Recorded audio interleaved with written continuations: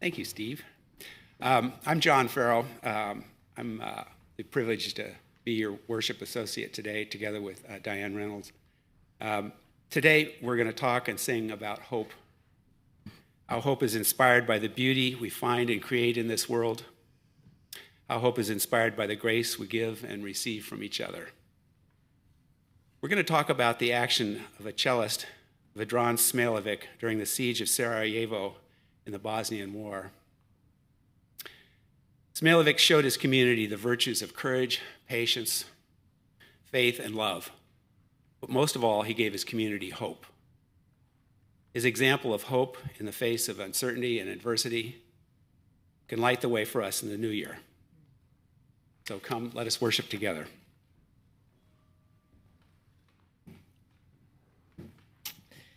I visited Sarajevo this past summer on a trip to the Balkans. Sarajevo, the capital of Bosnia and Herzegovina, is a lovely city, nestled in the Dinaric Alps, surrounded by lush mountains. We took a gondola ride from the center of the city up to a beautiful green mountainside, where we saw the remnants of the Olympic bobsled run from when the city hosted the 1984 Winter Olympics. The city contains a rich mix of ethnicities and cultures: Bosniaks, Serbs, and Croats, Christians and Muslims living side by side. We had the opportunity to do a city tour with a guide who had lived through the siege of Sarajevo in the early 90s.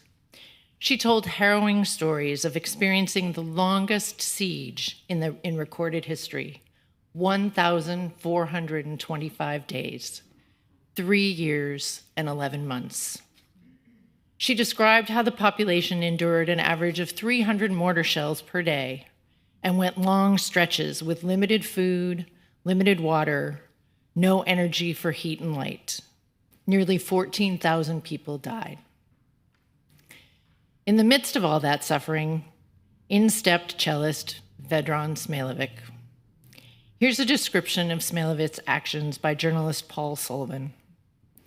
On May 27, 1992, in Sarajevo, one of the few bakeries that still had a supply of flour was making and distributing bread to the starving, war-shattered people. A long line stretched into the street. Suddenly, a mortar shell fell directly into the middle of the line, killing 22 people and splattering flesh, blood, bone, and rubble.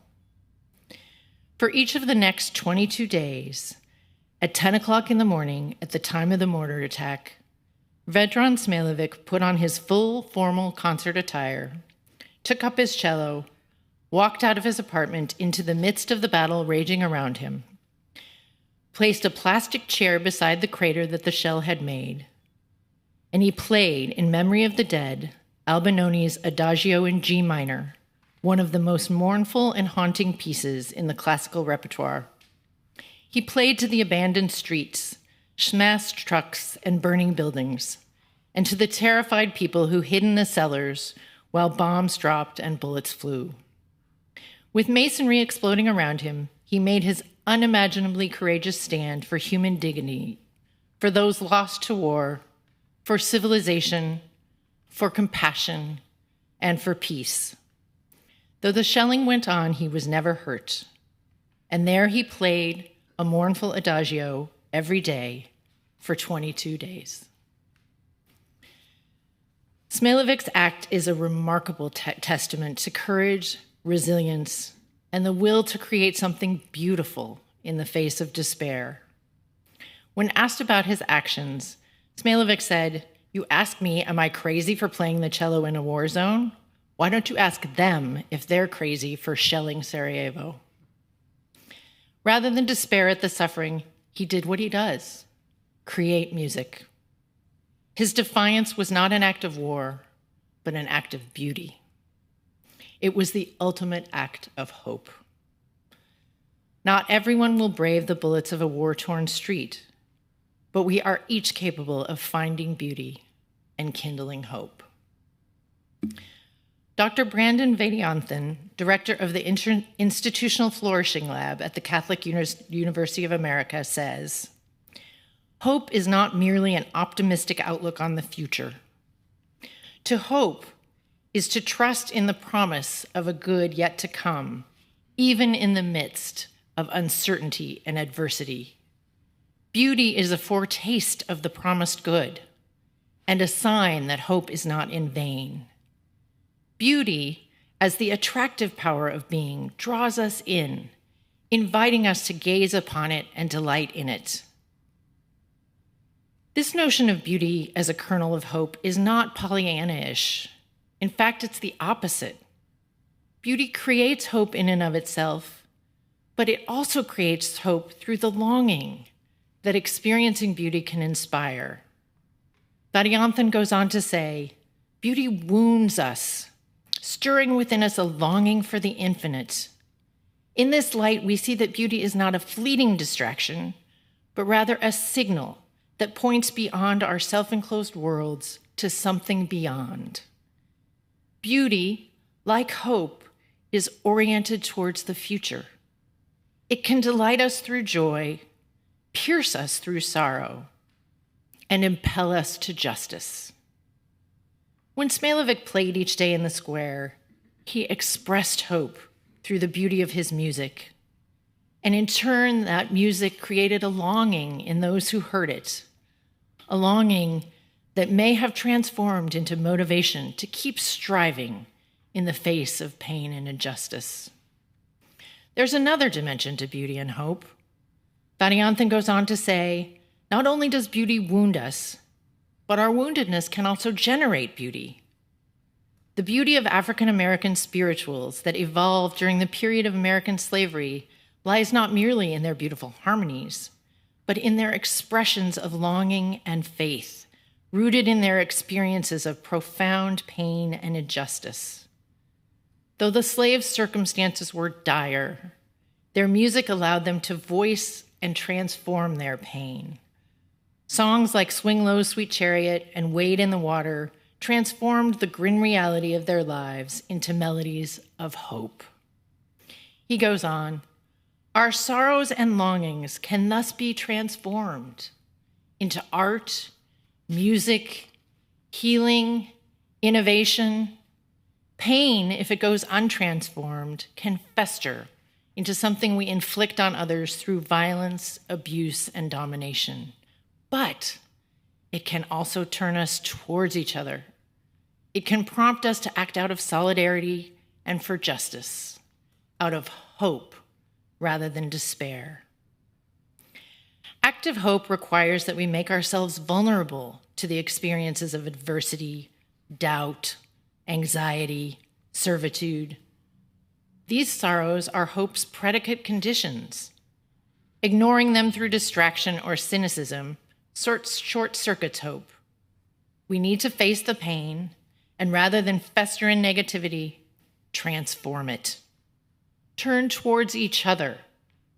And as Vaidyanathan says, act out of hope rather than despair.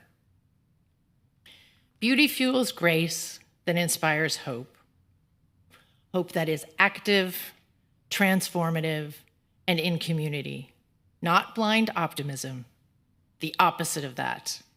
Hope that has eyes wide open to despair and pain and adversity, but is motivated to strive toward a better future, a kinder, more just, more caring world.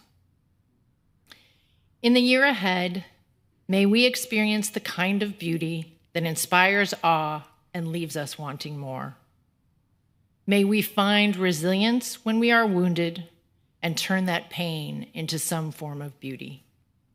And in all that, may we truly experience the grace of hope.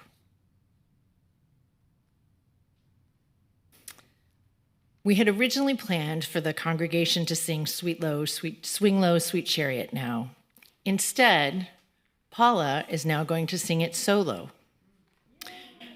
Before she sings, it's important to acknowledge the deep and powerful history of this song. It's an African American spiritual that emerged from the anguish and hardship of slavery in the United States. It's a testament to the strength, ingenuity, and unwavering hope of those who endured unimaginable suffering. We listen to this spiritual today to honor the legacy of the slaves who created it and to hold on to the hope that the song embodies.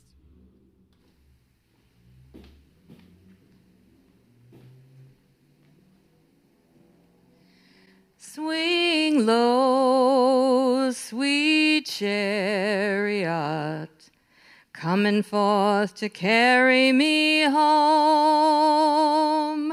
Swing low, sweet chariot, coming forth to carry me home. I looked over Jordan, and what did I see?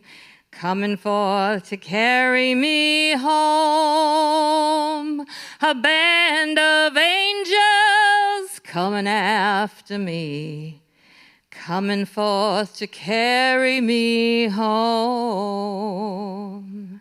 Swing low, sweet chariot, coming forth to carry me home. Swing low, sweet chariot, coming forth to carry me home.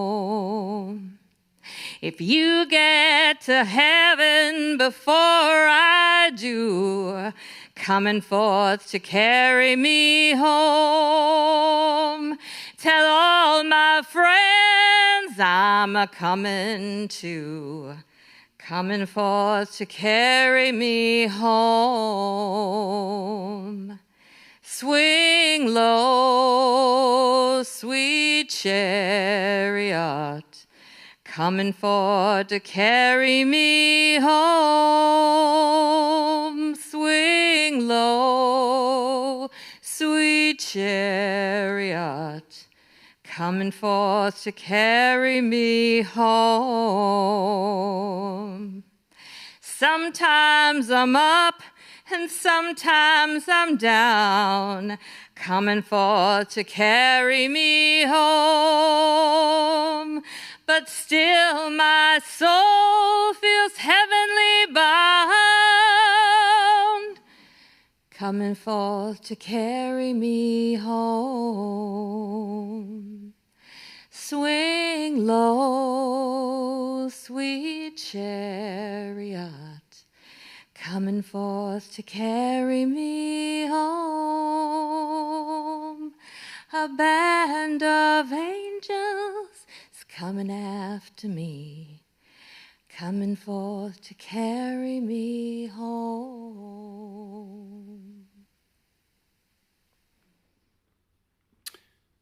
Hope is not just a feeling. It's not just a practice. It's also a virtue. Hope is right up there with the other virtues. It's distinguished as the ethical response to adversity, but it calls on and blends with the other virtues, virtues like faith, charity, justice, courage, patience. So we saw hope and charity in Milo Andrasko's gift of flowers in the marketplace in Sarajevo. We saw hope and courage in Vedran Smailevic's 22 adagios. And we felt his patient faith and love and in some eventual justice. Hope, embodying virtues in the face of horror. Now, virtue talks only sounds old-fashioned. The Stanford Encyclopedia of Philosophy tells us that virtue ethics is still one of the big three approaches to ethics. Virtue ethics is the approach that emphasizes the cultivation of a moral character rather than analyzing duties or consequences. Now, these approaches to ethics are not mutually exclusive, but recognizing hope as a virtue is helpful if we accept Reverend Laura's teaching that hope is a response to uncertainty. Hope is the first responder in ethics, the response that is available before we can know the specifics of duties and consequences. Recognizing hope as a virtue is also helpful if we accept Reverend Laura's teaching that hope is an action. As she puts it, a kind of leaning forward or a summoning of the possible. There's an ethical dimension here because hope and its opposite, despair, are actions, and actions are choices. Hope is our choice to seek and embrace what is good, what is revealed by grace. Despair is our choice to evade or deny the good, to refuse the gift of grace. Despair is too cynical or too distracted to hear the cello. Hope is the most difficult choice we make because we make it in uncertainty. Reverend Laura called hope a choosing of direction, a choice we must make before we can see beyond our current horizon. So how do we choose our direction in hope, and what inspires our choice?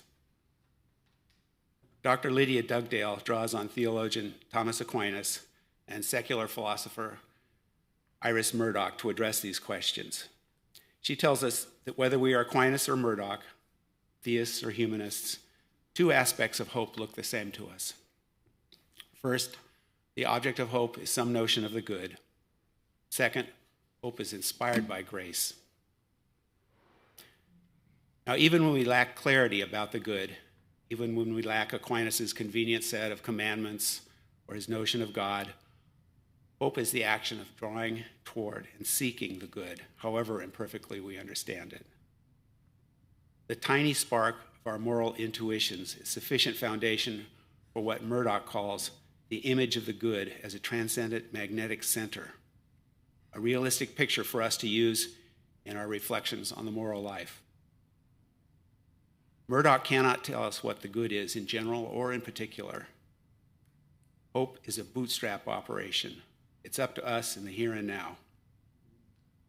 Hope just names our struggle to find the good and to make it real, our struggle to act virtuously in the face of uncertainty and adversity, our struggle to find wisdom, courage, patience, charity, and most of all, love. What about this notion of grace? Grace, it's a gift, a kind of energy that inspires any virtue. So it's the gift that fuels hope too. And it's a gift we offer whenever we act in hope. For Murdoch, grace is an unforeseen reward when we fumble toward the good. She calls it a sincere and loving attention to the reality outside ourselves. Grace is what connects us to others and transforms us into moral agents.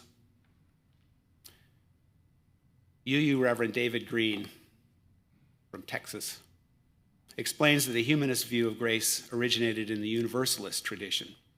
Through our ancestors' heretical belief that grace, as a free gift of God, comes to all of us and comes unconditionally with no requirements, no doctrinal commitments, no accidents of birth. Reverend Green says, a humanist grace does not require a belief in God, nor does it deny a belief in God. What it does require is a belief in one another, the belief that our world, our lives, and our relationships are gifts. And for Reverend Green, in those imperfect human relationships, forgiveness is central. Reverend Green says the most significant way we encounter each other, the most significant way we encounter grace is one-on-one. It happens when we've done wrong by someone and they forgive us anyway. When we do forgive, when we offer second and third chances, when we go beyond the natural response and extend grace anyway, an unearned gift, that is absolutely the most powerful, healing, and hope-filled thing we can ever do. I think he's telling us that forgiveness is what abandons conditions on love. Lily Tomlin provides another take on forgiveness and hope. She says, forgiveness is giving up all hope for a better past. So the grace in forgiveness comes from accepting who we have been, who our fellow beings have been, and being ready to move forward toward a better world. When Vedran Smailovic played the cello in the ruins, he was offering the gift of grace through beauty, and the hope he offered day after day was itself a gift of grace. The gift of grace to hear him play, and to all of us who have heard his story, embodies a kind of forgiveness, a forgiveness for the ugliness of war and for the hate behind it, a forgiveness for the other, even though the other has not acknowledged fault or sought that forgiveness. Reverend Green called extending forgiveness the most hope-filled thing we can do. We're not bombing each other in this country yet, but we are mired in a siege of hate. And of course, we must do more than forgive. We must also stand up for ourselves, stand against hate, stand for love. We must also understand that playing the cello in the ruins is an act of defiance, not just an act of beauty and forgiveness. But we must also somehow find and extend the grace of forgiveness to embody unconditional love and to keep hope alive. And that forgiveness and that hope must be our first response. Forgiveness is not just a gift to the transgressor. The act of forgiveness by the wounded also heals the wounded by giving them hope. And the example of that act of forgiveness is, in turn, a gift of grace that lets us all choose hope. So let us find hope in the new year through the grace of beauty and forgiveness. In the year ahead, may we experience the kind of beauty that inspires awe and leaves us wanting more. May we find resilience when we are wounded and turn that pain into some form of beauty. Let us go forward with the grace of beauty and forgiveness to find hope in the new year. May it be so.